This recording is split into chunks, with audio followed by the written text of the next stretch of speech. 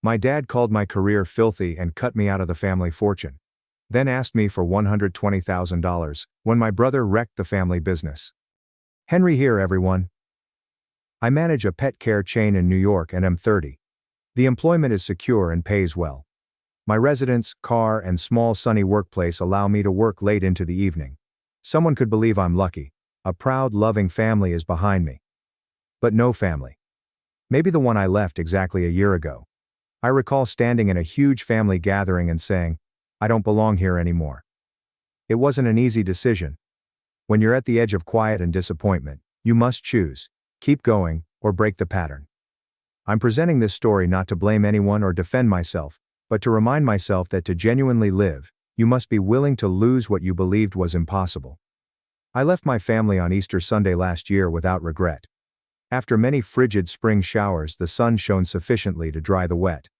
I drove out of Manhattan early, past folks going to church, quietly glad that our family was finally together again. Being on time has always meant arriving 15 minutes early for me, and this time was no different. When I arrived, the house was full of chatter and laughter. It was more crowded than previous holidays, with relatives from near and far, many of whom I recognized by face, but not by name. Mom mentioned Dad had something significant to announce today, not asking what it was. Mom loved chocolate mousse cake from a Brooklyn alleyway bakery, so I put it on the kitchen counter.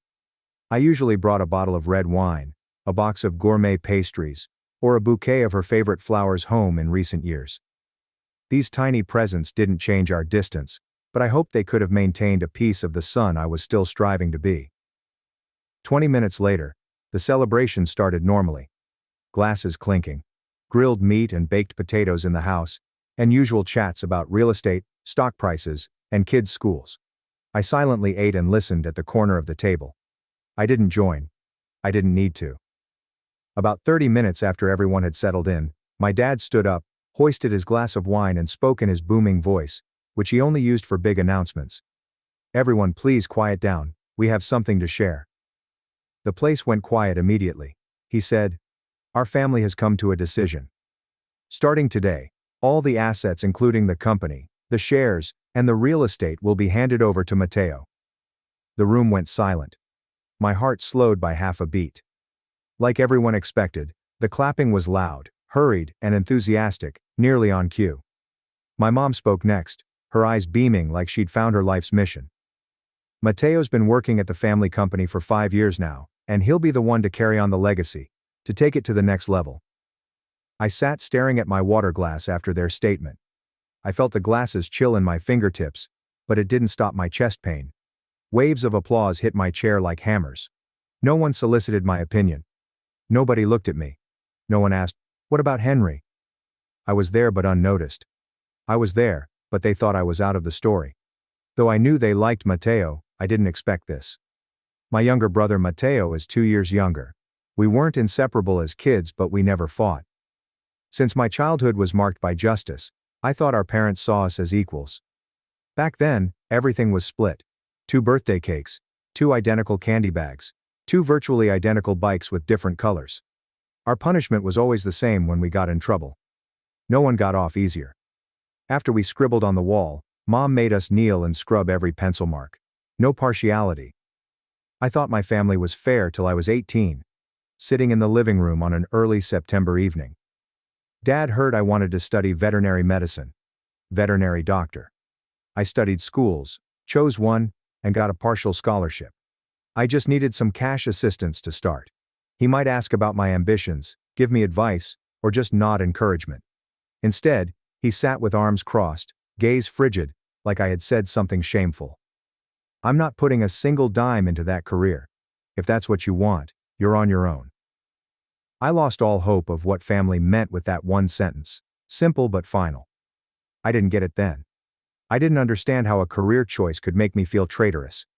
It took years to understand that my choices didn't match their agenda. After that, I wasn't the family's pride. That job gradually fell to Matteo. Everything steadily changed after I told my dad I wanted to study veterinary medicine. Through peaceful, progressive detachment, not harsh words or disapproval. I became silent over time. Perhaps that was the price you paid for deviating from your plan. Even though we were growing apart, I never left them when they needed me. I still sent Mom Mother's Day roses. When Dad needed a new AC in summer, I helped. I kept coming when the company struggled. I never kept score. So maybe the betrayal hurt so much because it came from the one person I thought would never treat me like an outsider. My daddy. A year ago, he called late one night, his voice low and wavering, like he'd struggled with himself before calling. I'll never forget what he said. The company was in crisis that night. They needed $80,000 to prevent collapse after a significant contract fell through at the last minute. I suggested writing a formal statement to the family or documenting my firm contributions. But he stopped that immediately. He comforted me with one sentence. When your mother and I are gone, you'll still have a share of the company. This is family business after all. At that point, I asked for nothing else. I wired $80,000 to the company account the next morning. My father's quiet comments after a long phone pause were the only contract. When your mother and I are gone, you'll still have a share of the company. This is family business. And I nodded. He stressed family, which I foolishly thought. But now I think I should have requested a signed agreement. Maybe I should have known. Some individuals only value family when they're needed. At Easter last year, when my father announced that Mateo would inherit everything, I didn't stay quiet like I had so many times. My voice was clear and firm. What about me? The question rang out as the wine glasses hovered. Room plunged into awkward silence. Some individuals stared at me as if they realized I'd been there all along. I heard whispers across the room. That's right. What about Henry? He's Mateo's older brother. As tension grew like a fog, my mother intervened with her usual kind manner, trying to make something cruel appear acceptable. Henry, you already have a career, a house, a car. But Mateo, he has nothing. After she finished, I looked her in the eyes. I spoke softly, yet each syllable hit hard like stones. That career. I built it with my own hands. I left home at 18 and figured everything out on my own. I didn't take a single cent from you or Dad. I earned a scholarship, worked through school, and saved every dollar. Meanwhile, you paid for all of Mateo's tuition and covered all his expenses. And now, you hand everything over to him like I never existed. I'm your son too. Before anyone could answer, Mateo spoke smugly. Mom's right. You shouldn't be competing with me. I spun and pointed at him. Shut your mouth. You don't even have the right to speak. Silence filled the room. Then my dad smashed his hand on the table, his voice shrill and each word a slap. That's enough, Henry. Mateo followed the path we laid out. You didn't. If you hadn't chosen those filthy animals, this company would have been yours. I froze. Then I replied, what the hell are you talking about? That's an insult. Do you even realize that it was thanks to those so-called filthy animals that I made the $80,000 that saved your company? And if you look down on my job that much, pay me back. Right now.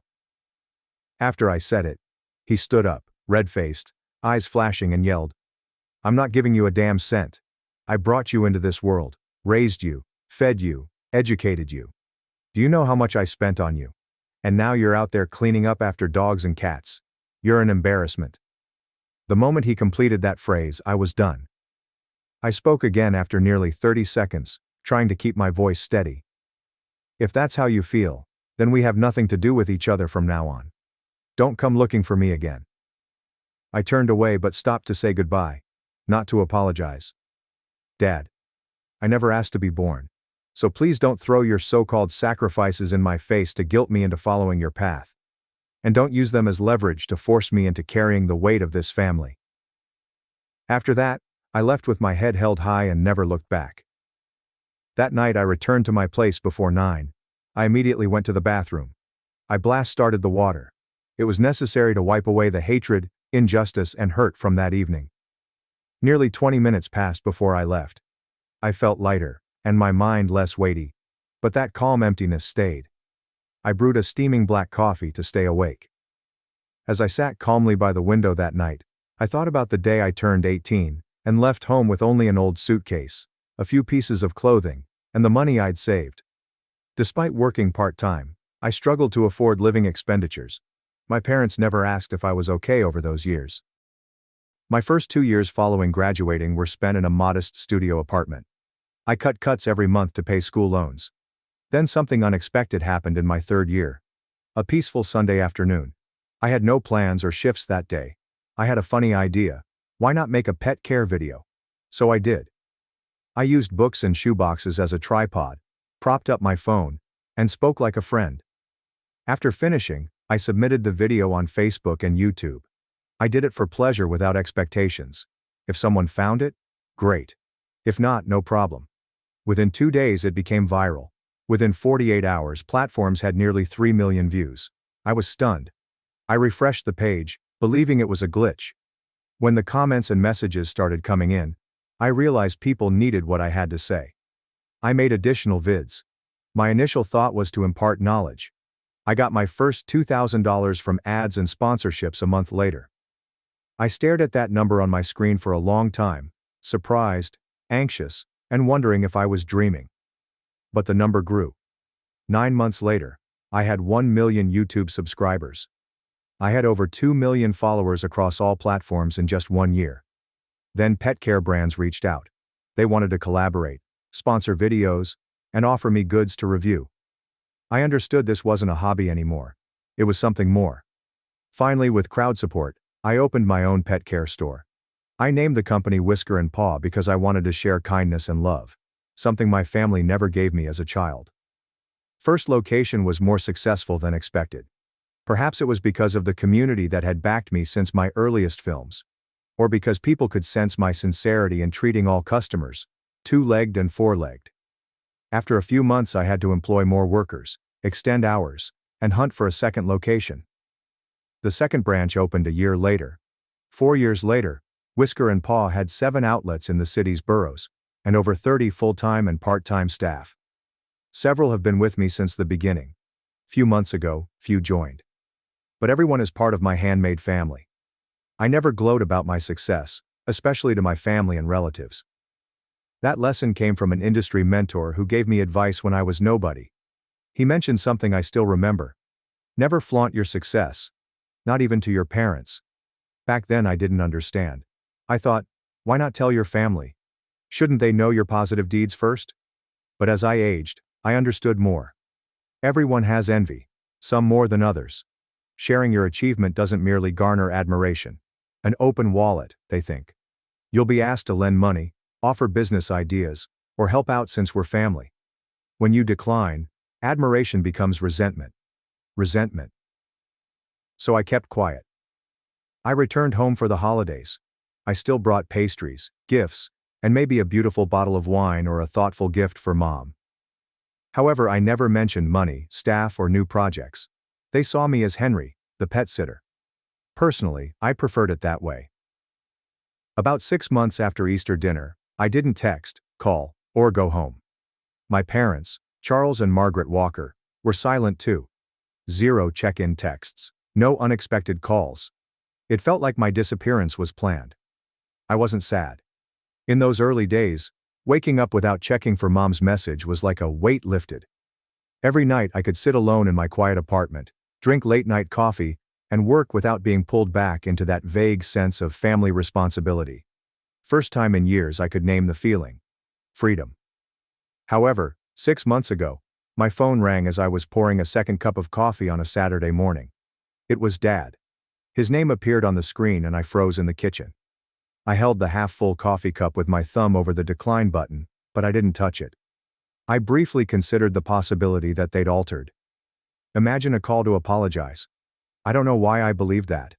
Maybe I still wanted to believe they'd thought about everything after that night.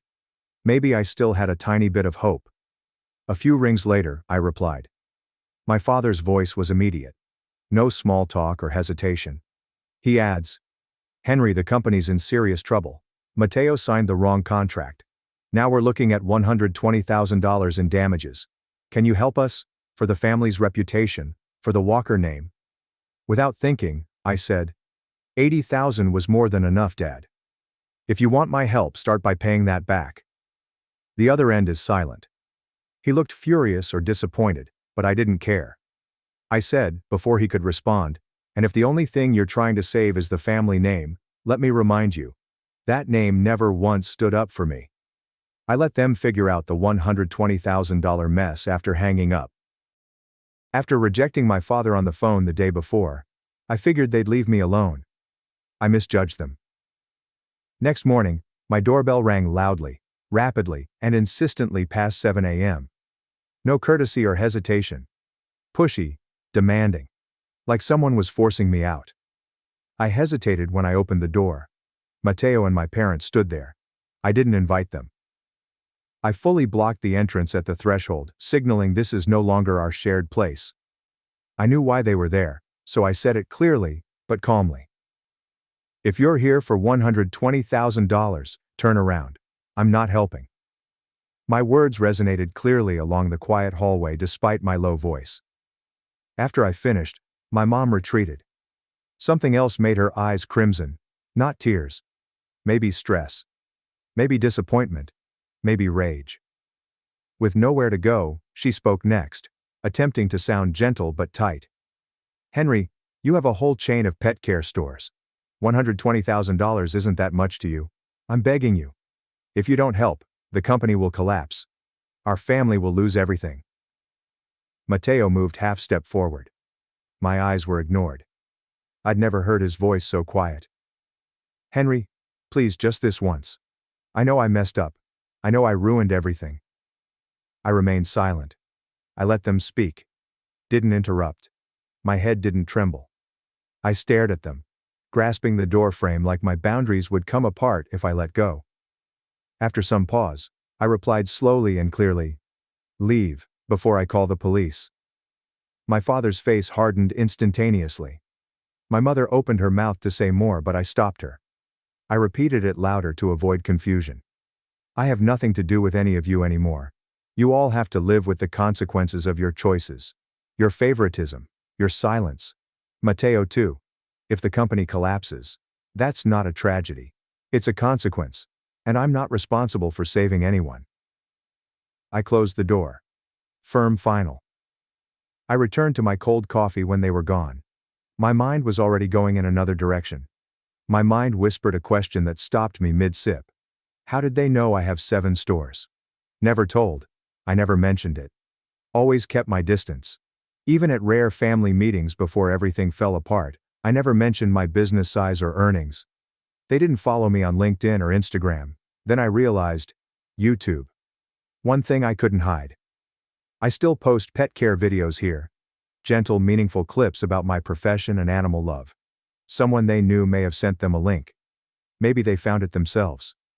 That sent a shudder down my spine. Not because I feared discovery.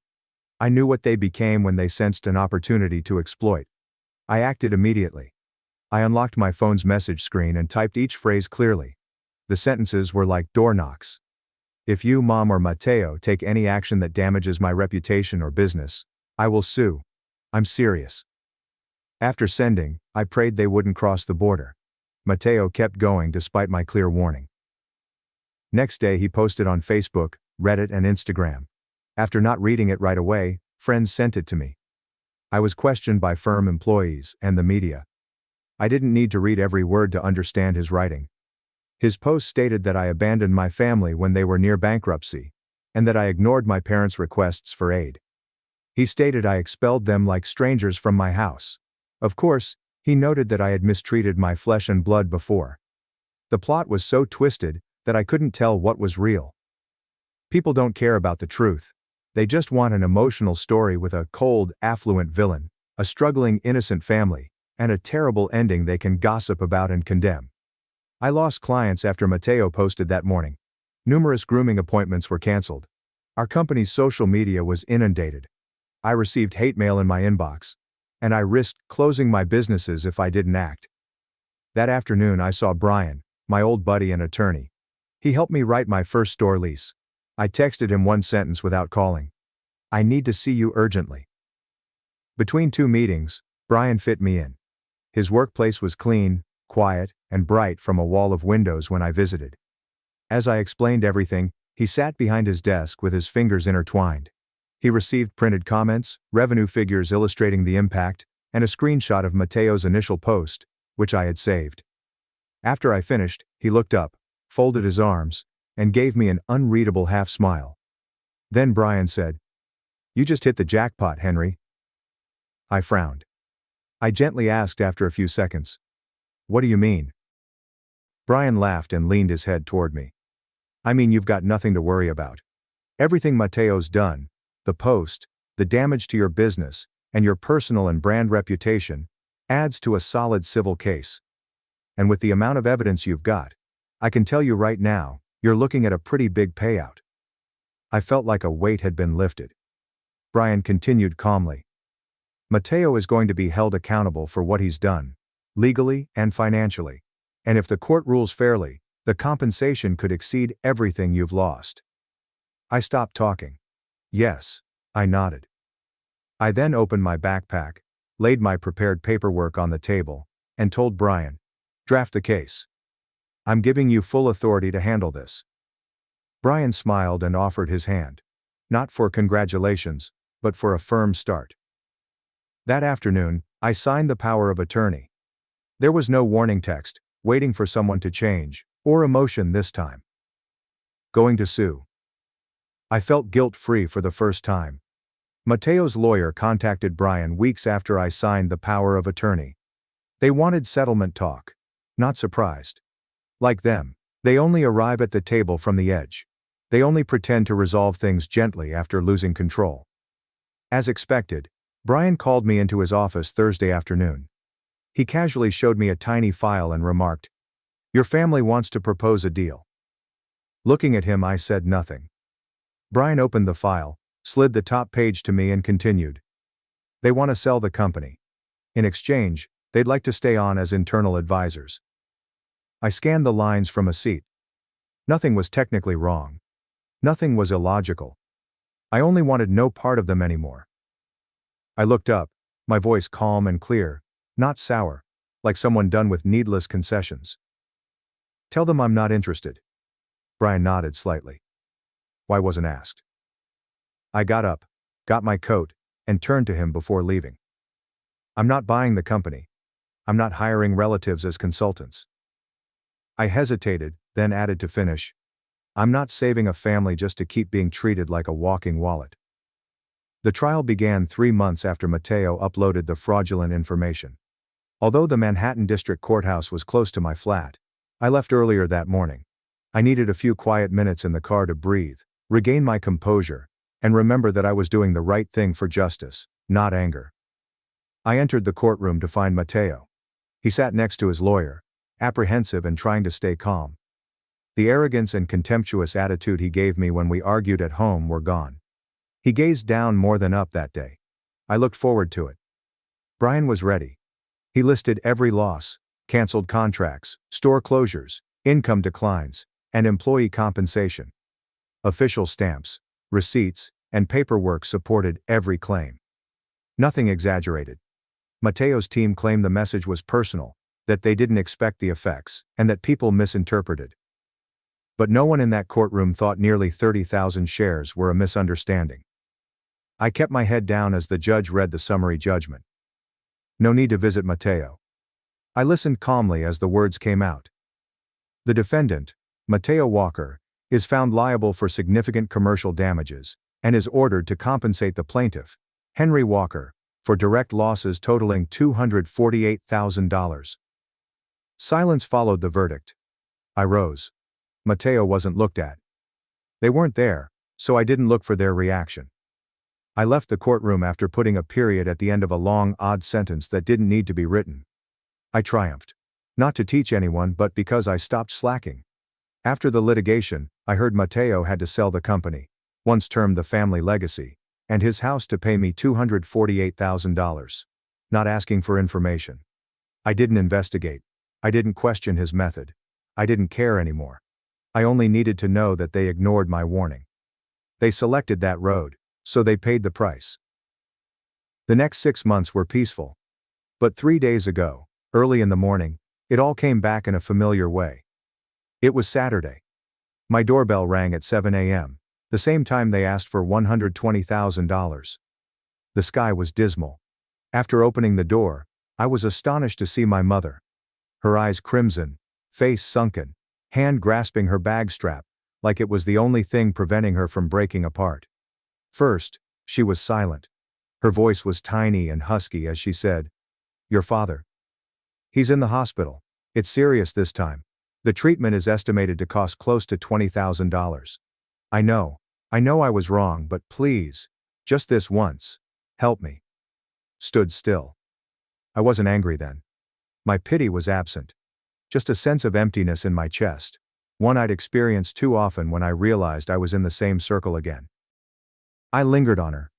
I whispered, more like an exhalation. "To me, my parents died the day both of you let Mateo destroy my career and said nothing. And I don't give money to the dead." She froze. I didn't weep. No more pleading. Standing there with twitching lips, she seemed to want to say something but couldn't. I didn't delay. I breathed deeply and said clearly, "Ask your heir." I carefully closed the door to let her know it wouldn't open again. Some of you may believe I'm nasty, cold-hearted, or unforgiving by now. If that's what you're thinking, don't judge me right away. In fact, I went to the hospital that afternoon after my mother left. I avoided my father's room. I didn't stand by the window like in the movies. I called the information desk with his name and requested an update. I went there to confirm her truthfulness. Indeed she had. She was right. My father was hospitalized and his treatment cost about $20,000. My documents were in front of me. I nearly took out my credit card. However, my mind immediately returned to Easter 1 year earlier, when they lifted their glasses, publicly handed everything over to Mateo, and implored me to understand. I called a couple people the next morning, still confused from the day before.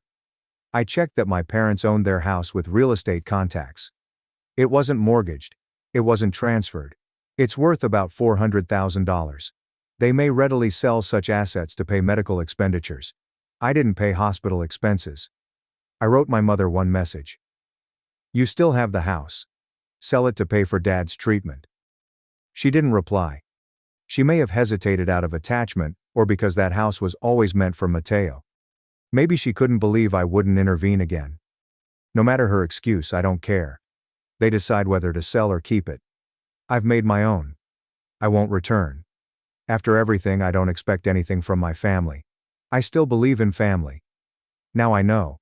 Family isn't always where you're born. Sometimes you choose to belong. I thought they'd appreciate my effort and sacrifice if I tried hard enough. However, some people only appreciate what you've given when you're done. I don't want this story to anger or sadden anyone. I'm posting it because I think someone is listening. Someone is in my shoes. Expected to carry. Expected comprehension. Only because they did better, are they expected to constantly be strong. I'll say one thing to you. You're not horrible for declining. You're not selfish for refusing repeated abuse. Sometimes kindness needs limits. Sometimes one-sided love must be let go if you're the only one clinging on. Before I finish, I want to ask you, the ones who've stayed and listened to the end. Was I wrong to leave a family that had repeatedly treated me like a backup plan and abandoned me when I had nothing to give? Was I overly harsh for refusing to help someone who had rejected me, especially when I needed them most? Thanks for watching and diving into this wild family drama with me. If you love Reddit family drama, don't forget to subscribe and turn on notifications so you never miss the next one. My in-laws gave me a creepy portrait as a gift. It turned out to be evidence of a hidden secret, and my wife's entire life was a lie. My wife and I purchased our first home together 2 years ago, right outside Charleston, South Carolina. It's not a scary house, but rather a pleasant 2-story home with a little yard, white siding, and a porch swing I was happy to build myself. We moved in around springtime. It was a major deal to us. For nearly 2 years, I had been working double shifts, and she had also picked up extra hours. We saved every dime for that home. Her parents, let's just say, were not pleased. They constantly said I wasn't good enough for her. Never said anything out loud, but you could tell by the way her mother stared at my truck, and how her father never looked me in the eye when we spoke. They brought us a large housewarming present the weekend we moved in. Her father carried it himself, a tall, wide, hefty artwork draped in a dusty cloth. They said it was a family heirloom. Her mother went on to say that it had been in the family for generations, and should be passed down to the new head of the household. I thought that was strange. But whatever. We excavated it and discovered a disturbing portrait of a man dressed in old-fashioned clothing. This is the type of painting that would be appropriate for a museum, or one of those luxury homes with spiral staircases. The man had piercing eyes, firm lips, and a frigid attitude that made your skin itch. Her mother said his name was Elias Whitmore, and he was an ancestor on her father's side. I did not want to be impolite, so I hung it in the hallway across from the stairs. Every time I walked down at night, it felt like his gaze was fixed on me. I assumed I was dreaming things. Weeks passed, and I still couldn't shake it. I didn't enjoy strolling past it. It wasn't simply creepy. Something about it seemed odd. The lighting in the portrait did not correspond to the way the man's face was tilted. The shadows appeared odd. His clothes did not appear to be as ancient as they should be. But the key thing is his face. There was something familiar about it. One night, I was home alone. My wife was working an evening shift at the hospital. I was halfway up the stairs when I paused to stare at that stupid painting. I'm not sure what came over me, but I snatched it from the wall and brought it down to the basement. I sat under the lone hanging light, staring at the painting. I turned it over. The rear was tightly sealed with an old paper label glued to the frame, similar to those found on museum items. It said, Elias Whitmore, 1883. I did a Google search for the name. I discovered nothing. There are no historic records, no ancestry searches, and nothing in local archives. That's when I began digging. Over the next 2 weeks I began posting images of the work to online art communities and Reddit threads. One person responded, saying it looked remarkably identical to a painting in a historical collection in North Carolina, except for the background, which was completely different. The original painting had an ocean behind the man. Ours had a field with a house in the background. The guy even provided me with a picture of the original. He was correct. The same man, in a different setting. I returned to examine the painting frame. There was something wrong about it. I pulled on the backing until I could take it off. A folded yellowed paper was inserted below the canvas, between the wood and the backing board. It was brittle but still legible. This was a letter. It was dated 1972 and signed by someone named Benjamin Whitmore. In it, Benjamin discussed concealing the truth and cited a necessary lie to maintain the family name. He explained that the portrait was produced to commemorate someone who did not deserve it.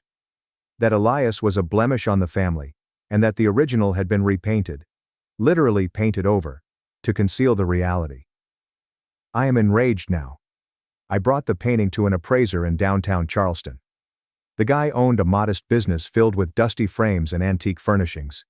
He looked at it for around 20 minutes before confirming my fears.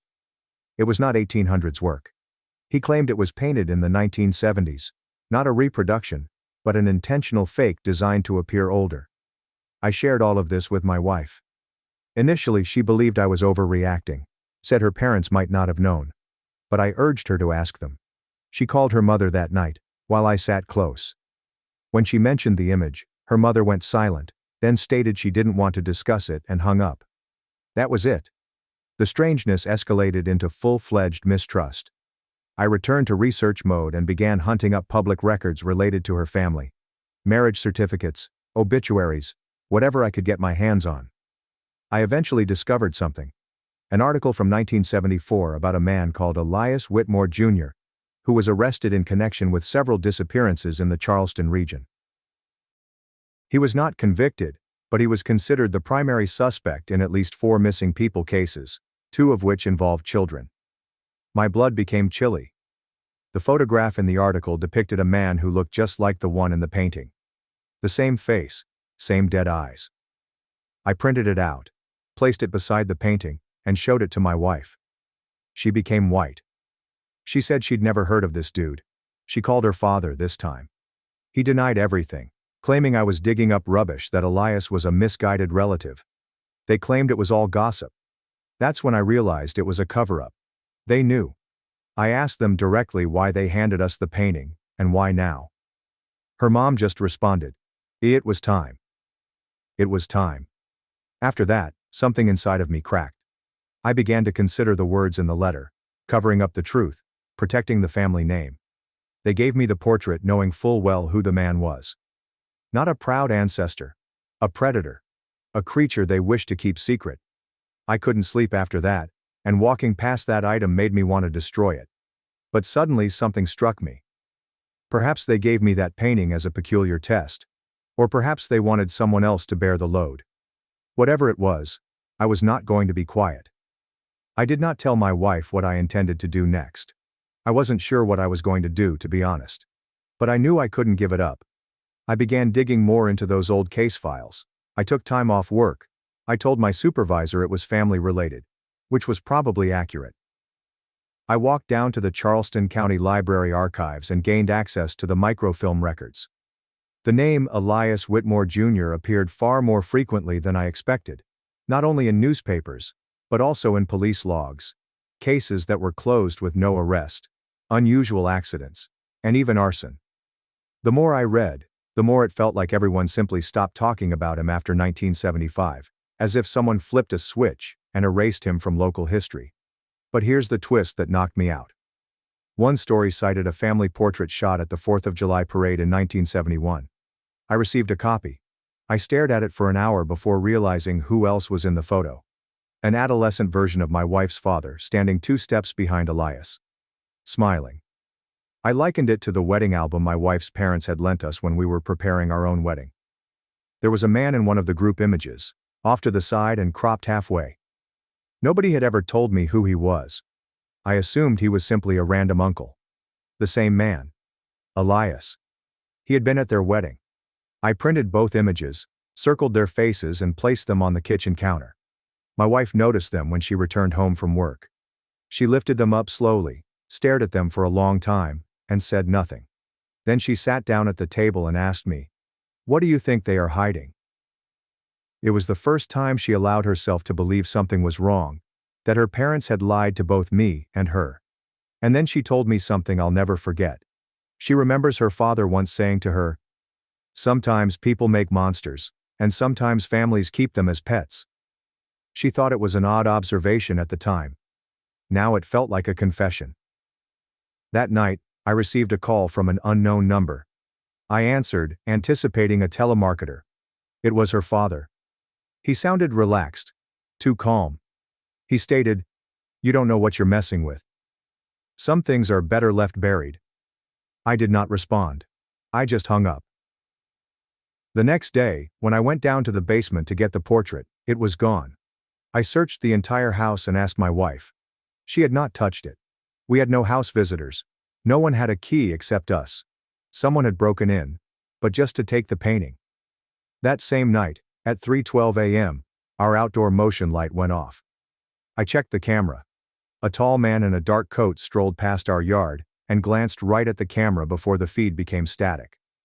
Police discovered no evidence of forced entry. Nothing was stolen, just the painting. And the footage was gone from the cloud the next morning, wiped clean.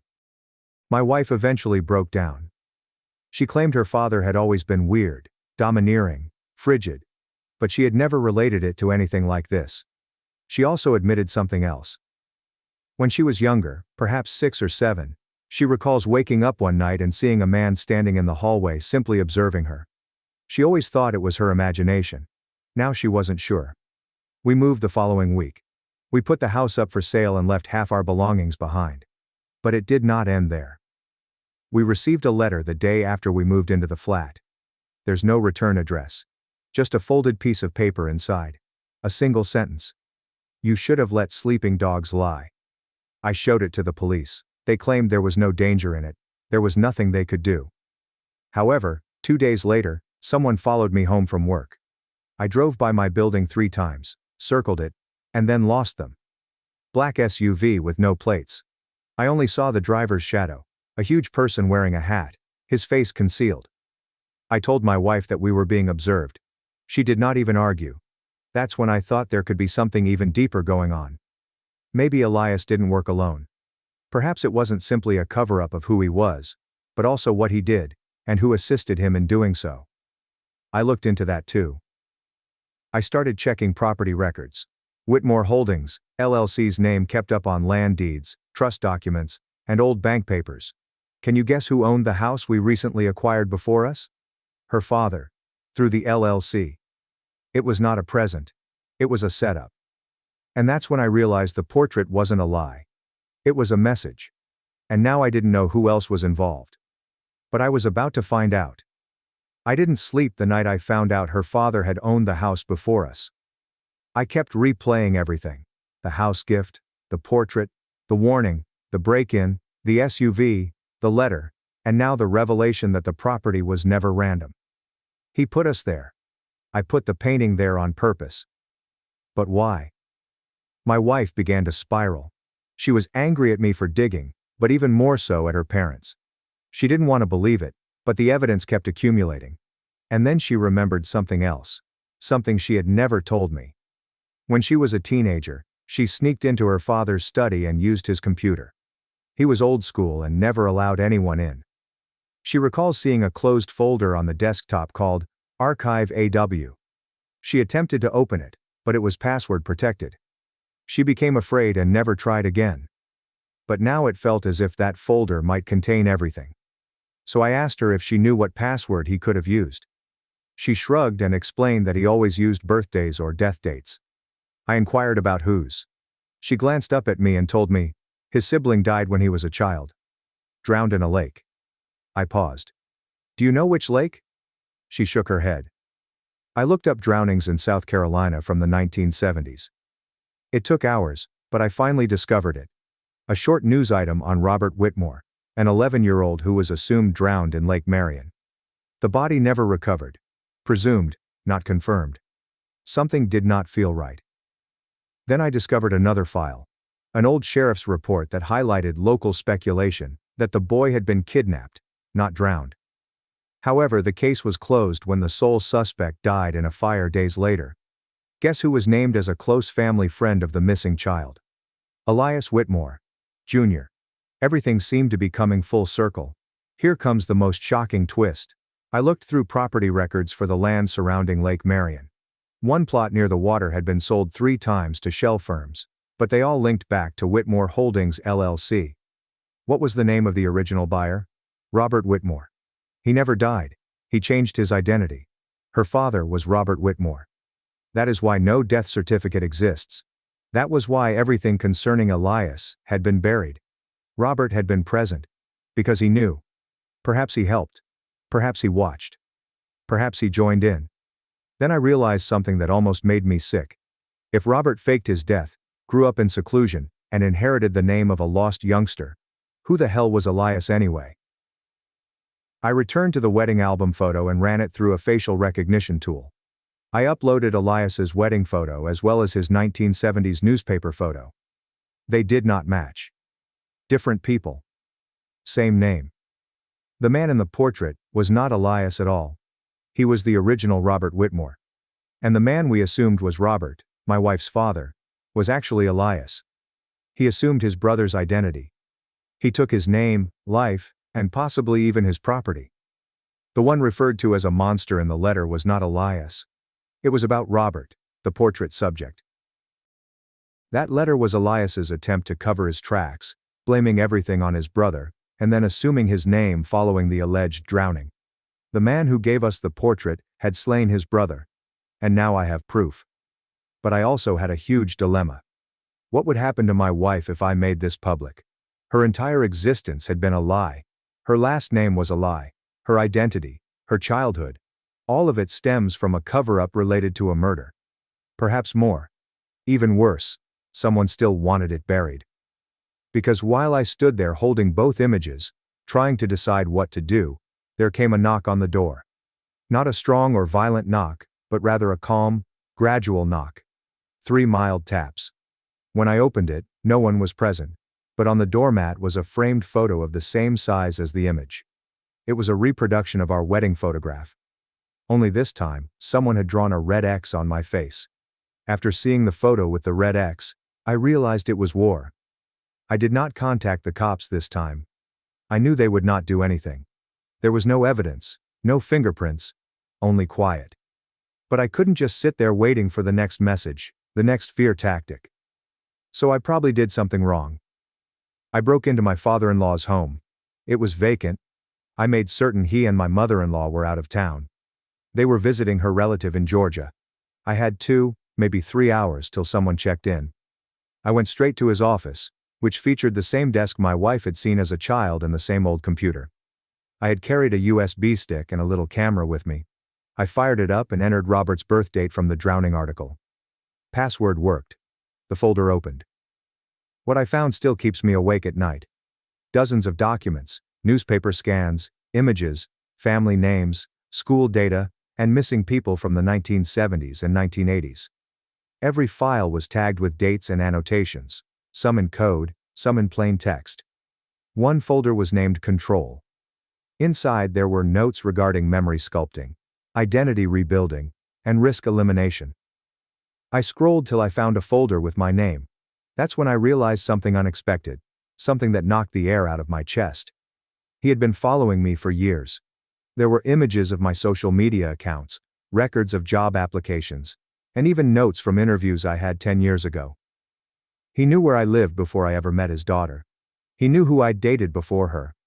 There were notes about my family's financial concerns, as well as my father's health issues.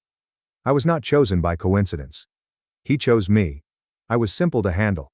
Someone without family around. Someone who would be glad for a house, a gift, and the opportunity to feel like I belonged. The portrait was more than just a symbol of family. It was a test. Could I keep this secret? Would I bury it as they did? I've downloaded everything. I left the house just as I found it. But by the time I arrived home, my wife had left. No note, no call. Her phone is dead. I checked the security footage. Someone had turned it off 5 minutes before the last alert. It had to be him. I contacted the police. This time, I had genuine evidence. I forwarded the files to a journalist acquaintance I knew from college who worked in Atlanta. He called back in a panic. "Man," he asked, "do you realize what you just given me? These individuals bought off cops, judges, therapists, and social workers. There are names in here who still hold influence." He instructed me to remain quiet. I couldn't, especially while my wife was missing. 3 days have gone by. There's no word. Then a package arrived. There's no return address. Inside there was a burner phone. It lights up with a single message. "Meet me where it all began. Lake Marion." I knew it was him. I drove out there. Didn't tell anyone. I did not bring a firearm. Just the phone and a USB drive. I discovered him standing on the dock. My wife stood alongside him. She appeared pale and bewildered, as if she had been crying for days. He turned around, calm and cold. "You should have stopped," he stated. "You could have had a quiet life." I asked him what he had done to her. He said, "Nothing. Yet." And that's when I made my decision. I took out the USB and threw it in the water. For the first time he appeared shocked. I explained, "It's backed up in 3 locations. Try me." He glanced at me before turning to face my wife. "See? He's exactly like me. That wrath, that instinct. It's in all of us." She said nothing. Then she took a slow step back and pushed him. He slipped, lost equilibrium, and fell into the lake. He didn't get back up. We waited. Nothing. My wife murmured, "He always said he couldn't swim." She never looked away from the lake, neither did I. The files became public a week later. My journalist friend published everything. The story made national headlines. People were arrested, judges stepped down. Families brought suits. It ripped open a portion of Charleston that no one wanted to confront. We moved. We changed our names. She took therapy seriously. So did I. But here's something I'll never forget. I had the opportunity to stop early on. I saw the indications. I kept digging even after she begged me to stop. I thought I was doing the right thing, but I dragged her to hell. We survived, but we aren't the same. Sometimes justice has a cost. Sometimes vengeance consumes everyone in the room, including the one holding the match. Thanks for watching and sticking around till the end. If you enjoyed these stories, make sure to subscribe and hit the bell so you don't miss the next drama-filled episode.